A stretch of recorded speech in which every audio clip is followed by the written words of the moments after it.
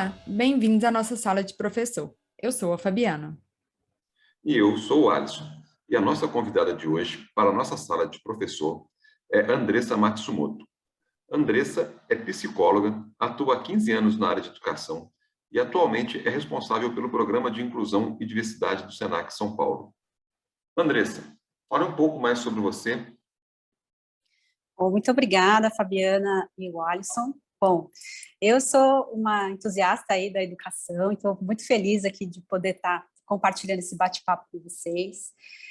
Sou alguém que entrou na instituição, inclusive, sendo aluna de programas de formação que eu coordeno hoje, então, de alguma forma, eu empatizo muito com o trabalho que a gente desenvolve aqui no Senac São Paulo, especialmente porque foi fruto desse trabalho, né, como aluna, né, de um programa de formação de jovens para o primeiro trabalho. Então, acho que é um pouco dessa minha missão hoje de replicar esse trabalho.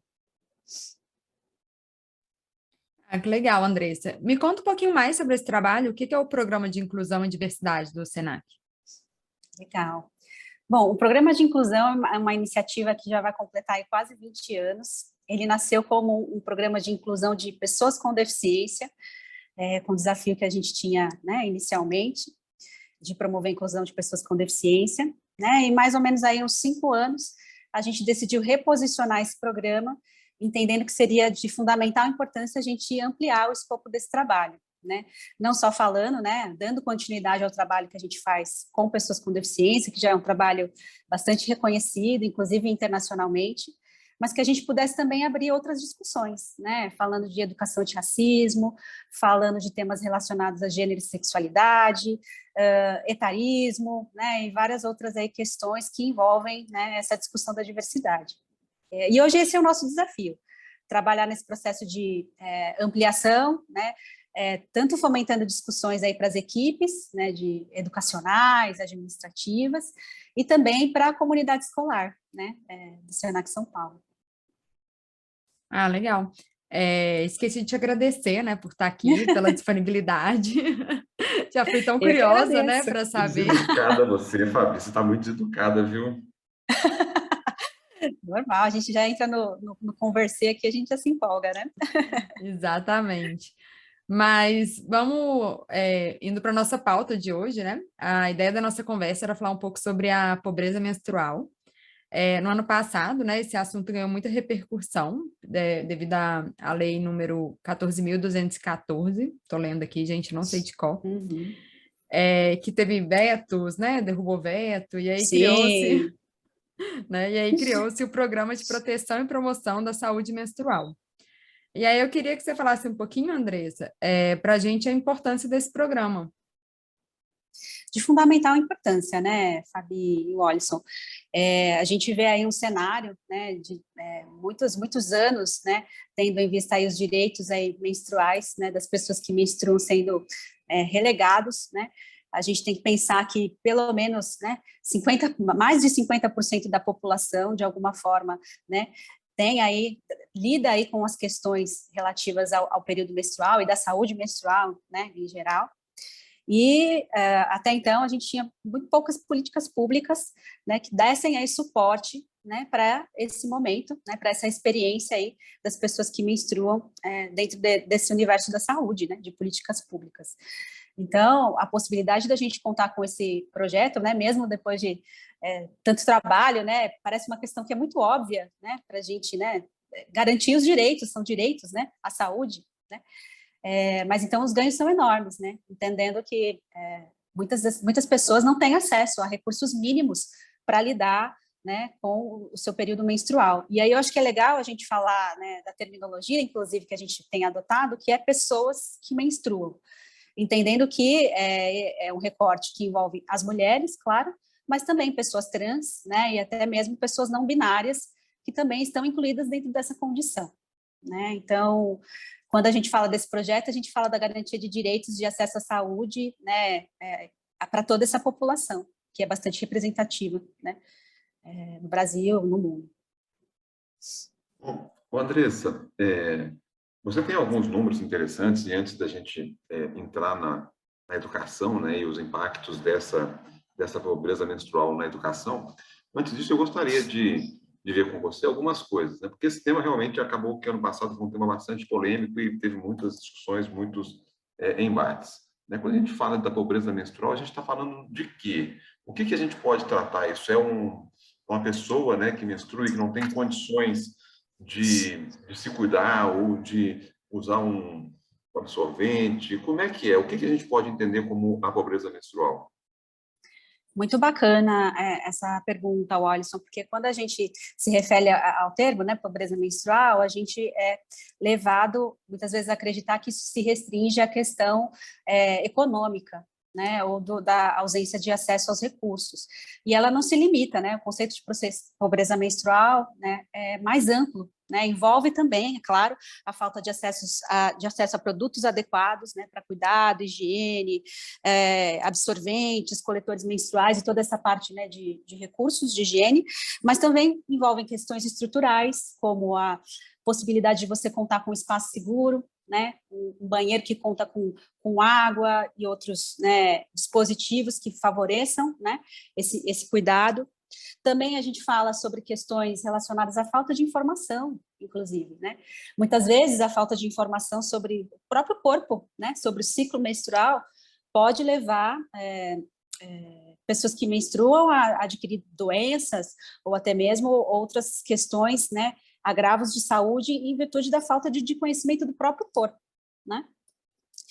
Além disso, se a gente for pensar, a própria a falta, né, a escassez de acesso à falta de medicamentos para lidar, por exemplo, com os sintomas, né, desse período, também pode ser aí um fator ligado a não medicamentos só, né, mas serviços de saúde, atendimento a serviços, acesso a atendimento adequado a serviços de saúde, e para completar também até uma questão mercadológica, né, que aí envolve, por exemplo, a taxação de muitos produtos considerados básicos, né, como o absorvente, que em muitas localidades é considerado aí, são considerados produtos cosméticos, né, e não produtos essenciais, né, são taxados como produtos cosméticos, não como produtos, né, essenciais de higiene e autocuidado.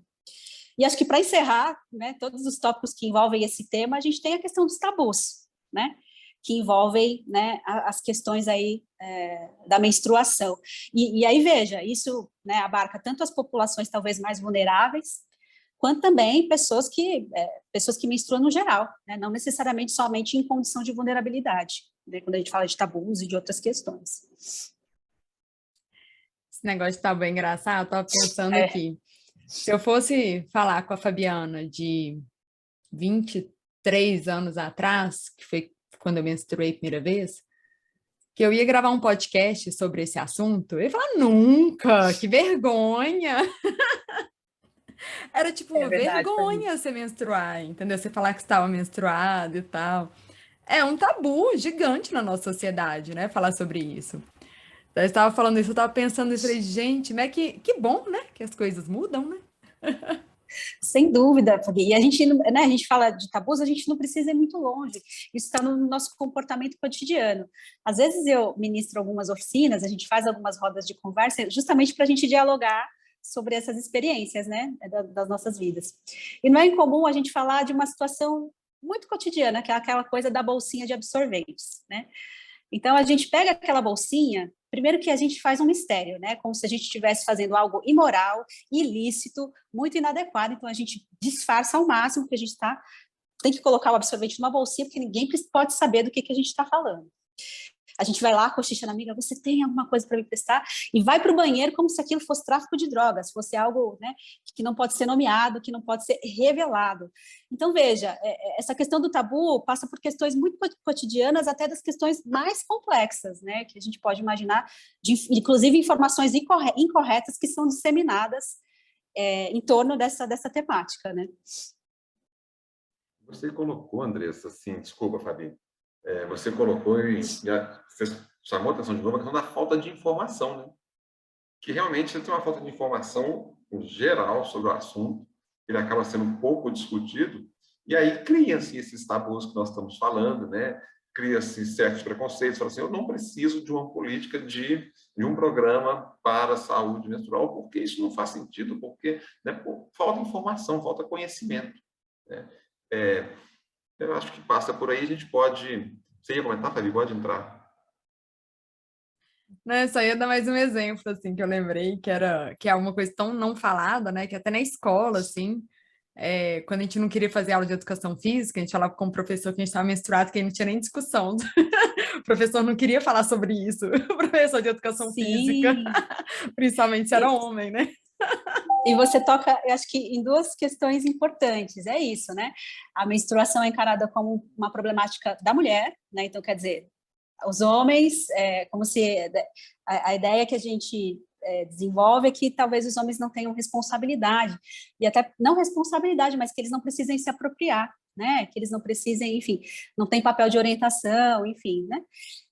E uma das questões que a gente trabalha no nosso programa é exatamente essa, que este é um programa que a gente envolve a discussão de todos, meninos, meninas, menines, todos, né? Porque, invariavelmente, né, todos nós teremos um papel, né, de acolhimento, de abordagem desse assunto dentro da escola, sejamos homens, mulheres, pessoas trans não binárias, né?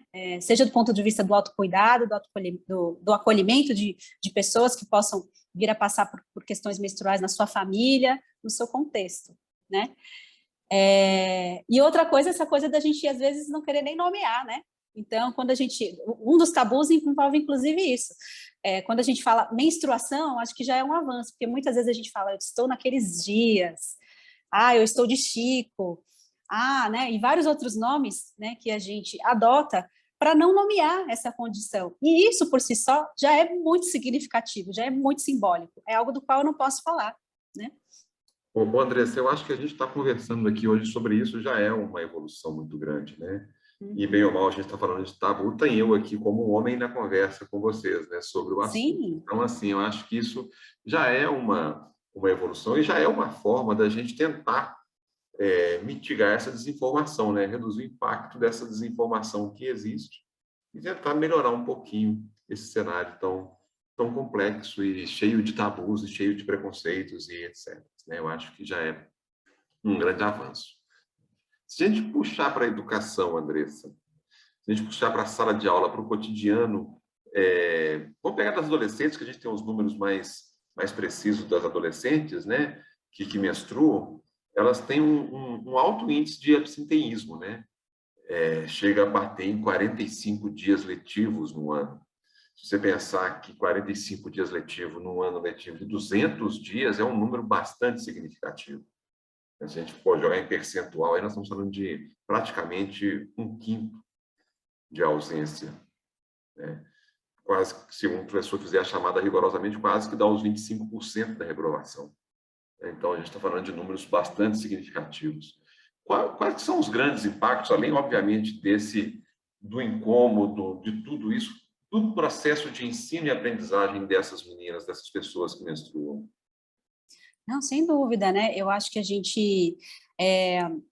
eu acho que esses seus números reforçam outros números, até inclusive que eu também andei estudando, Alisson, se você me permite, eu também queria compartilhar, porque eu acho que reforça um pouco o conteúdo da sua pergunta, né? Então, além das ausências, né, que a gente pode avaliar que tem um aspecto claro, né, na aquisição, né, da aprendizagem dessas meninas, a gente também tem problemas aí graves de infraestrutura, né, de infraestrutura e de condições para que essas meninas possam estar na escola, né? Eu fiz um levantamento aqui de uma cartilha, de uma pesquisa, na verdade, que a Unicef publicou, e eles fazem um estudo bastante revelador sobre essa questão das condições oferecidas pelas escolas, né, tanto estaduais, municipais, federais e até também as instituições particulares, sobre esse cenário que às vezes não é favorável também, que contribui para que essas meninas, né, não estejam na escola. Então, pegando aqui um dado rapidamente, deixa eu pegar aqui. Por exemplo, a questão dos banheiros na escola, né? Eles mapearam que cerca de 321 mil alunas, ou seja, 3% do total das estudantes brasileiras, não possuem banheiros em condições de uso, né? Nas escolas, dentre as quais 121 mil meninas estão no Nordeste, ou seja, 37,8% do total das meninas que estudam na escola não possuem acesso a banheiro. 38%. Né? E aí eles trazem vários outros números, né, como, por exemplo, essa questão do acesso ao papel higiênico, né, que é um produto básico para que a gente possa lidar, né, com esse período. Então, estima-se que 1,24 milhão de meninas, ou seja, 11,6% do total de alunas, não tenha à sua disposição papel nos banheiros nas escolas que estudam, né? Então, veja, né, acho que o primeiro impacto dessa questão da pobreza menstrual é a impossibilidade dessas meninas frequentarem os espaços educacionais nos momentos, né, em que elas são acometidas aí por esse período menstrual, né? E a falta, né, de acesso a recursos básicos que propiciariam, né, uma melhor qualidade, né, e a presença delas na escola. E acho que, se somando a sua pergunta, a gente também tem os aspectos emocionais, né, que envolvem, né? A falta de segurança, né, do processo de acolhimento, né, também eu acho que é um aspecto importante a ser considerado nos ambientes educacionais, né? A partir do momento que uma pessoa que menstrua não se sente segura, né, dentro de um espaço, dificilmente ela vai ter condições aí de, né, experimentar uma qualidade de um processo educacional, de estar conectada dentro desse ambiente, né, e com tudo que ele pode oferecer.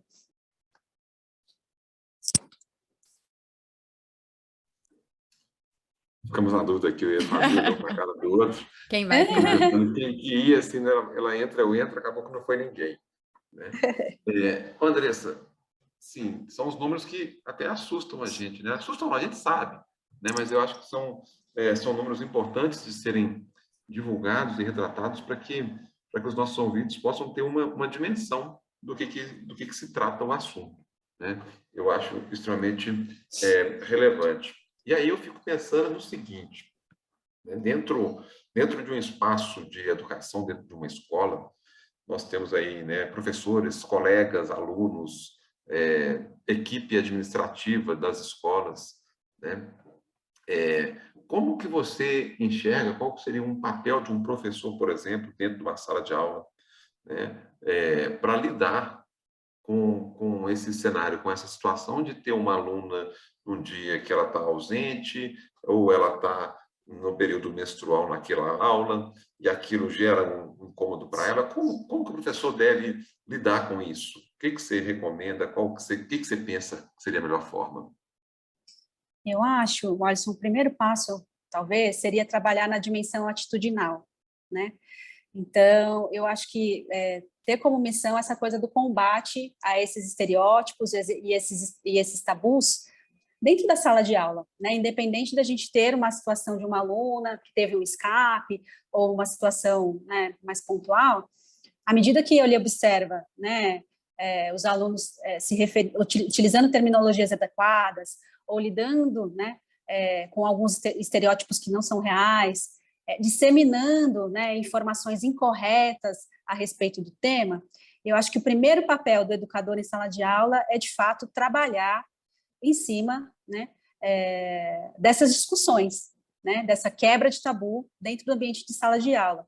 E, novamente, envolvendo meninas e meninos nessa discussão, né? Independente da gente ter uma situação mais clara ou não, né, que envolva uma pessoa que menstrua em sala de aula. Acho que esse é um papel que pode ser exercido no cotidiano, né? E aí, a gente até discute também, por exemplo, essa questão, né, dos professores. Não é incomum, muitas vezes, os professores se desesperarem quando tem uma aluna, né, em sala de aula que teve o escape, que ficou com a roupa manchada. E aí a gente tem até casos de professores que, por exemplo, vão até a sala de professores chamar uma colega professora para lidar com a situação, né, porque se sentem inábeis, né, ou, enfim, não sabem como lidar. E uma coisa que a gente fala é que, assim, a ideia é que a gente possa lidar como naturalidade, não tratar a menstruação como um super evento, né? E também como algo que é de responsabilidade apenas das mulheres, né? Porque quando o assunto é menstruação, é quase que, né, uma regra, né, a gente tratar como assunto de mulheres, como se somente as mulheres tivessem essa condição de acolher uma situação como essa. E o convite que a gente faz é que professores e professoras, né, se coloquem nessa condição de acolhimento. E aí, é claro, cada pessoa vai exigir uma abordagem. Talvez a gente tenha alunos que, de fato, tenham mais dificuldade em explorar essa situação com naturalidade. E aí, em sala de aula, a ideia é que a gente possa ter essa sensibilidade para oferecer a melhor forma de acolhimento para cada pessoa, né? Mas sempre eu acho, tendo em mente que esse é papel de todos e que cada um de nós a gente pode atuar na dimensão do cuidado. O cuidado não é uma especificidade do gênero feminino, né? O cuidado é uma especificidade de todos nós. E é claro, se você precisar de ajuda, peça ajuda, não tem problema nenhum. Vai lá, desculpa, Fabi. Não, com certeza. Deixa eu te fazer uma pergunta. Quais ações, você comentou aí sobre uma roda de conversa e tal, quais ações ou outras ações, né? O programa de inclusão e diversidade, qual você participa, né? Faz em relação a esse tema, com professores e com alunos também. Legal. A gente tem 2 programas, na verdade. Então, a gente tem o programa de inclusão e diversidade e tem o programa Senac de qualidade de vida, né? O programa Senac de qualidade de vida tem esse recorte voltado para a saúde, mas também com essa intersecção, né? A gente procura transversalizar aí os temas, né, de saúde sexual e reprodutiva, conectando isso com aspectos socioculturais, desigualdade social, igualdade de gênero, juventude, por aí vai.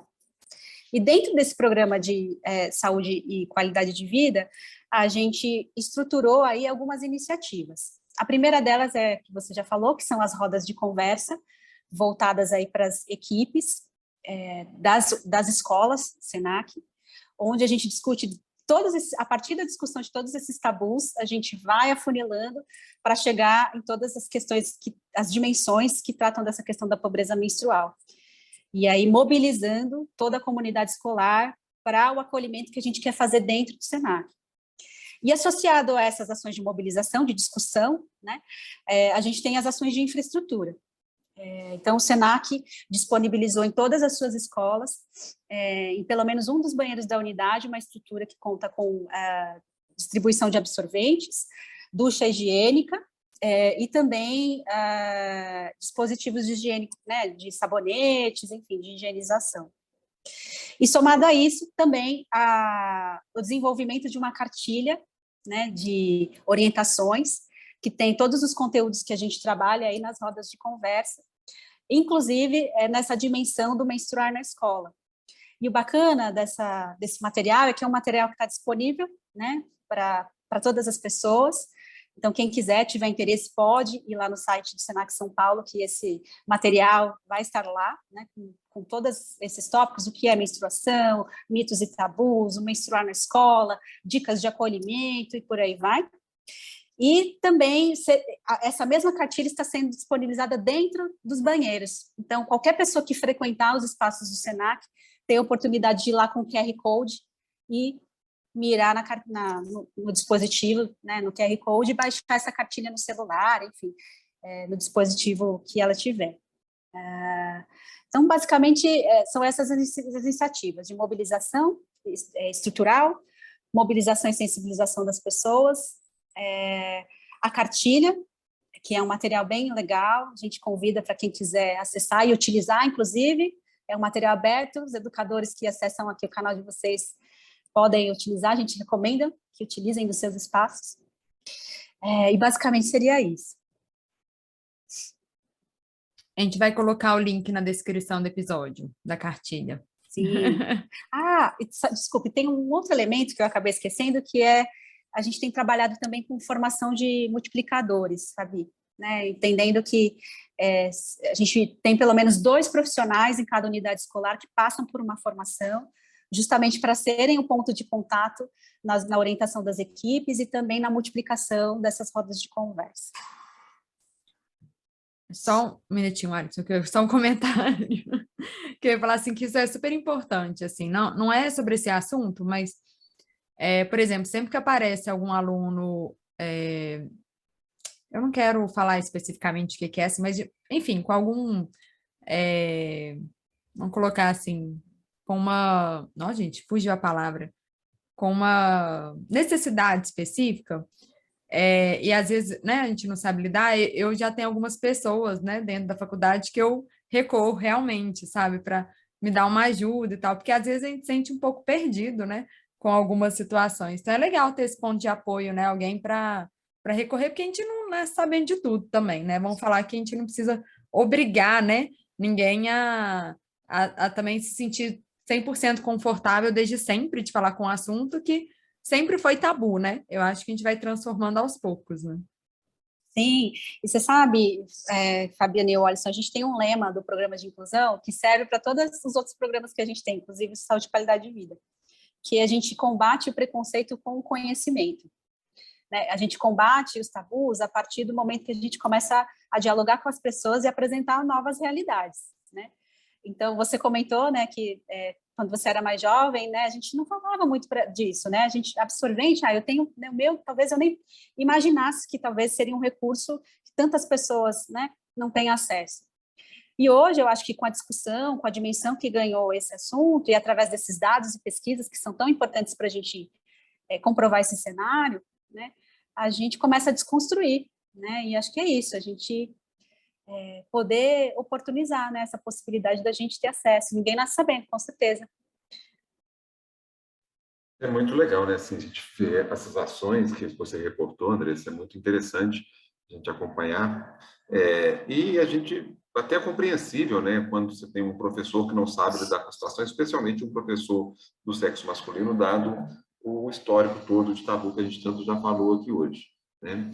Você também, na sua função dentro do Senac, você tem a responsabilidade de capacitação, da formação docente também, não tem? Aí Isso, em vocês algumas hoje, dimensões, sim. em algumas dimensões, sim. Aí você tem trabalhado muito, igual você falou, nas rodas de conversa e muito na conscientização realmente dos professores para saber lidar com isso.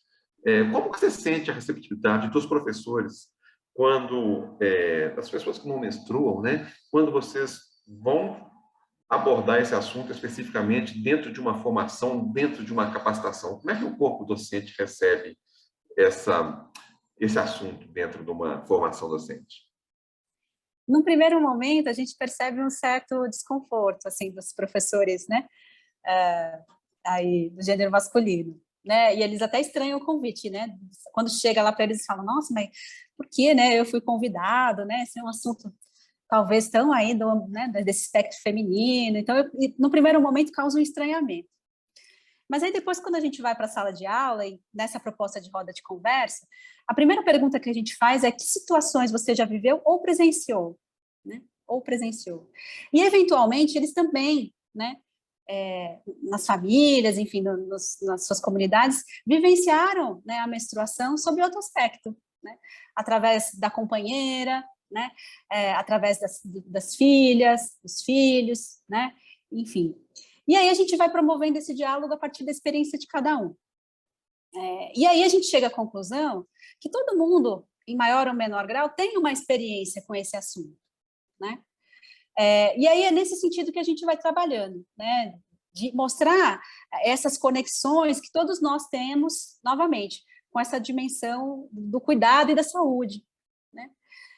E muitas vezes a gente encerra aí essas discussões, né, com eles tendo aí a clareza das responsabilidades que eles têm, né, dentro dos seus espaços, né, de garantir que essa discussão aconteça, que eles sejam parceiros, né, que eles possam aí sim ter uma atuação concreta dentro desse assunto, através inclusive da disseminação dessas informações, né.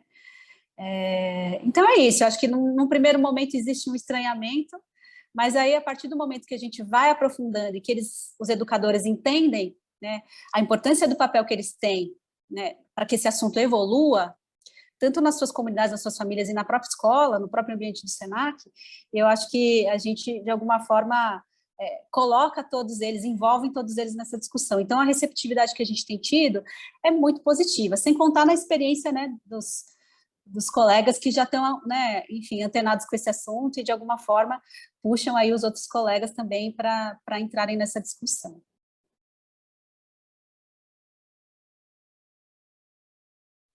Você está Para mim, mutado, eu sou Alisson. isso. Eu tinha clicado aqui, o clique não pegou, e aí eu vi que eu estava mudo, apareceu a mensagem que eu estava mudo.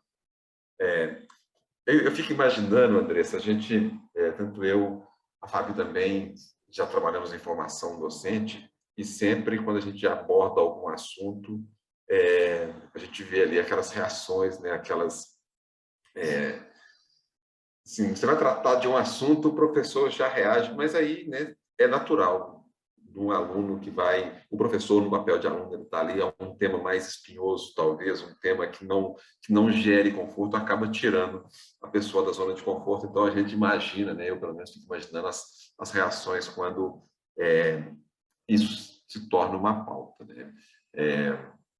Já passamos por várias formações docentes e fico pensando nisso. Deve ter casos interessantes. Sim, desculpa te Pode cortar, olha, ir, fica à mas vontade, por favor. é que muitos deles, inclusive, acho que a gente tenta criar um ambiente de confiança onde eles não vão ser julgados se eles disserem que nunca ouviram falar sobre isso, ou enfim, né? E muitos deles, né, nas nossas rodas de conversa, dizem que só passaram a conhecer profundamente essa questão da menstruação depois que se casaram, né? Então, veja, é um dado bem interessante isso. A gente teve vários professores que fizeram esse relato, né? Então, veja também da importância da gente tratar dessas questões da educação das nossas crianças, dos nossos meninos e meninas, porque muitos da geração dos professores que a gente tem aqui, muitos tiveram esse acesso depois de adultos, né? Enfim, então, acho que corrobora, às vezes, com essa resistência, porque não sabem do que se trata, né? Então, acho que vale a gente poder abrir esses espaços para que esse diálogo aconteça de forma aberta, sabe? É engraçado isso, né? Porque se a gente parar para pensar, desculpa, Alisson, a gente está hoje. Tá faltando sincronismo hoje. Ô, Fabi, eu vou aproveitar essa quebrada aqui e vou ligar a tomada aqui do notebook, porque ele está acabando a bateria, tá bom? Você não fechou seu microfone, Alisson. Não fez de propósito, porque essa parte vai ficar cortada, né? Já voltei. Ah, tá. É que fez barulho, eu achei que... Enfim. Esqueci o que eu ia falar. Ah, lembrei. Que é engraçado isso, porque a gente estuda no colégio sistema de reprodução, né, humana. E, querendo ou não, vem esse assunto, né, de menstruação quando a gente estuda.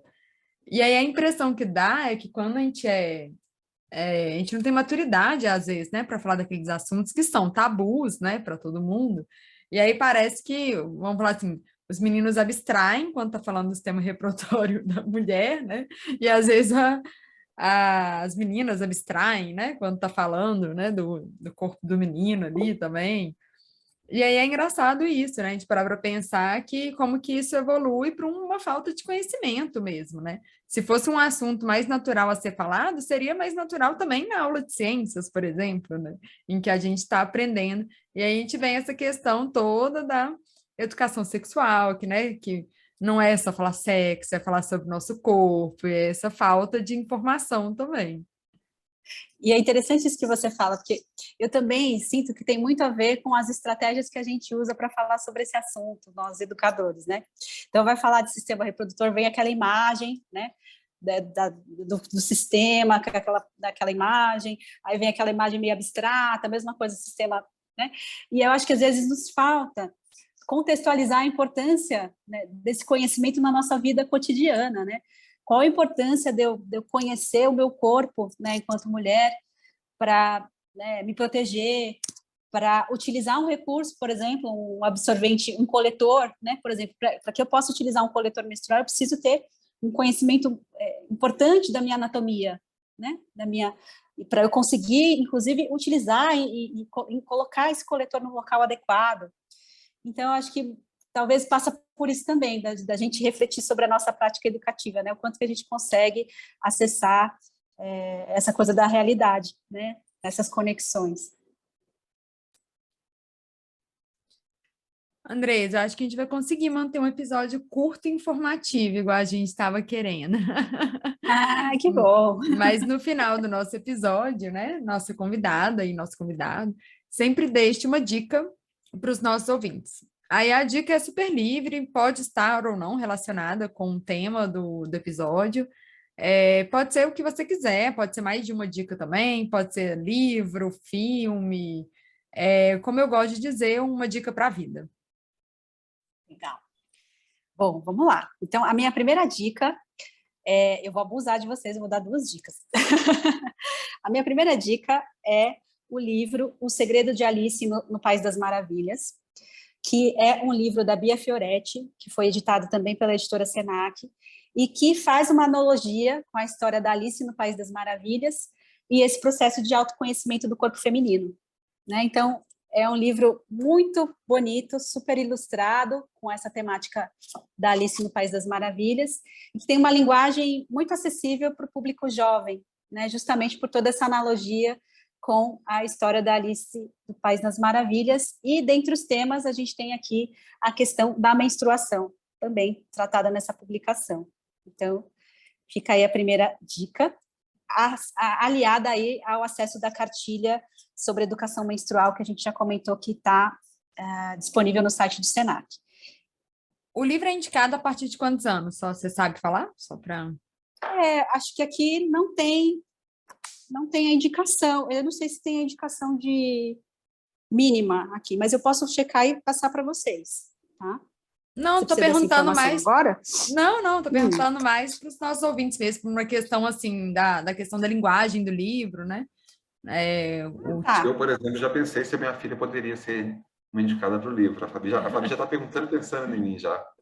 Ah, entendi. Eu vou verificar, mas eu li o livro, não sou uma especialista, né, em editora, mas pela linguagem do livro, eu acho que crianças talvez tenham um pouco mais de dificuldade de compreender. Eu acho que talvez eu consideraria adolescentes, mas eu prefiro confirmar com vocês, porque pode ser que a minha interpretação não esteja tão, né, aliada à indicação efetiva do livro. Mas fica aqui a recomendação. E a minha segunda e última dica é que eu gostaria de convidar os ouvintes a conhecerem o programa Senac de gratuidade, né, que é um programa de bolsas de estudo que o Senac oferece para cursos técnicos, de formação técnica em diversas áreas, e em cursos livres, né? Então, a gente tem uma gama de cursos sendo divulgados lá no Senac, com possibilidade de participação 100% gratuita, inclusive do material que é necessário para cursar, né, essas atividades. Então, fica aí o convite, que eu acho que é um serviço de utilidade pública, que pode contribuir com a formação de muita gente aí que está buscando uma oportunidade de aprender e ter mais conhecimento. Então, o programa Senac de gratuidade. Excelente dicas, Andresa. Até ainda mais, né, nessa época que a gente está vivendo, né, ter algo 100% gratuito, assim, né, até com material, com certeza vai ajudar muita gente. E eu adorei conhecer o livro, nunca tinha ouvido falar desse livro, né, Alisson? Já vai olhar se você vai comprar para a Isa, né? Também não conhecia, gostei, pode ser interessante. E, Andressa, antes da Fabi preparar aí o encerramento, um comentário, nas pesquisas para o nosso bate-papo, eu não sabia e descobri que tem um documentário que ganhou um Oscar. O documentário ganhou o Oscar em 2019, que é Absorvendo o Tabu. É um documentário sobre a menstruação das indianas. Uhum. E aí eu não sabia, não sei se você já viu. Aí também, é aquele né, que fala da máquina de absorventes? Que uma pessoa faz eu a não máquina de assisti, eu absorventes? só pesquisei, eu descobri, eu não sei. Se for esse, é bem interessante. Legal, depois eu vou assistir, porque eu me interessei pelo documentário. Falei, depois eu vou assistir, perguntar para a Andressa se ela já assistiu, se ela conhecia. Sim. Não foi o meu barulho, não, né? Não. Andressa, muito obrigada pela sua participação. Eu achei que foi um papo bem gostoso, bem importante, né? Esse assunto. Queria agradecer demais pela sua presença aqui conosco. Eu é que agradeço, Fabiana e o Olisson. Foi uma ótima oportunidade da gente poder, né, falar e fomentar sobre o assunto. Então, muito obrigada pela confiança e pelo espaço. Andressa, nós agradecemos a sala de professor, foi um bate-papo muito gostoso. Adorei o lema de vocês, né? Que é algo parecido com tabu se quebra com conhecimento, preconceito se quebra com conhecimento. Adorei essa frase, eu acho que foi a nossa pauta de hoje. Muito obrigado pela disponibilidade. A gente combate o preconceito com conhecimento, eu até anotei. Isso mesmo.